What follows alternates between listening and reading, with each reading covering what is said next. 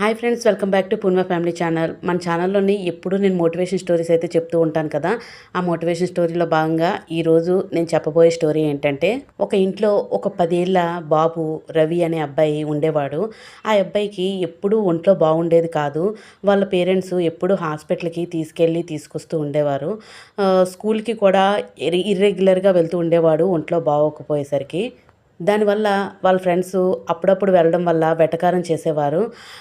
ఏంటి ఈరోజు కూడా ఏం బాలేదు, నీకు తలనొప్పి ఉందా, జ్వరం ఉందా అని చెప్పేసి వెటకారం చేసేసరికి చాలా బాధపడేవాడు. మెంటల్గా కొంచెం డిస్టర్బ్ అయ్యేవాడు. ఏంటి నన్ను ఇంత వేళాకోళం చేస్తున్నారు, నాకు నిజంగా ఒంట్లో బాగోకపోతే ఇంత వేళాకోళమా అని చెప్పేసి బాధపడుతూ ఉండేవాడు.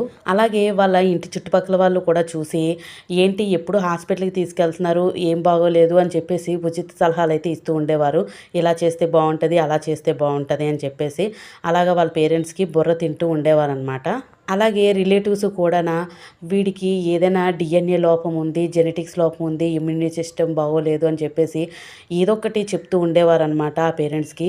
ఇంకా పేరెంట్స్ విని విని ఇవన్నీ విసిగి చెంది, ఏంటి బాగోట్లేదు, ఇంకా వీళ్ళందరి మాటలు భరించలేకపోతున్నాం అని చెప్పేసి ఇల్లు అయితే ఖాళీ చేసేసి వేరే దిక్కుకి వెళ్ళిపోదామని ట్రై చేశారనమాట.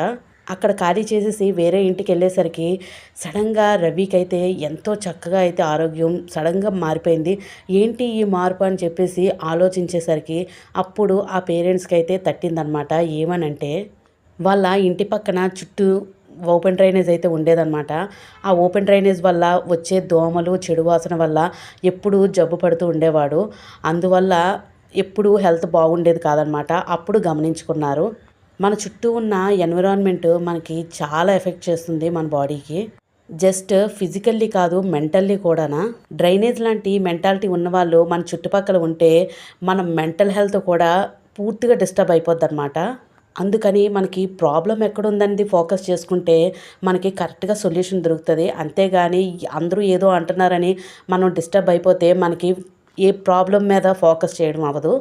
ఈ స్టోరీ మీకు నచ్చిందనే అనుకుంటున్నాను. Take good care of yourself. మీ అంతటి మీరు మిమ్మల్ని మీరే మార్చుకోవాలి. అంతకు మించి ఎవ్వరూ ఏం చేయలేరు. మీ ఆలోచన విధానం మీదే మారాలి.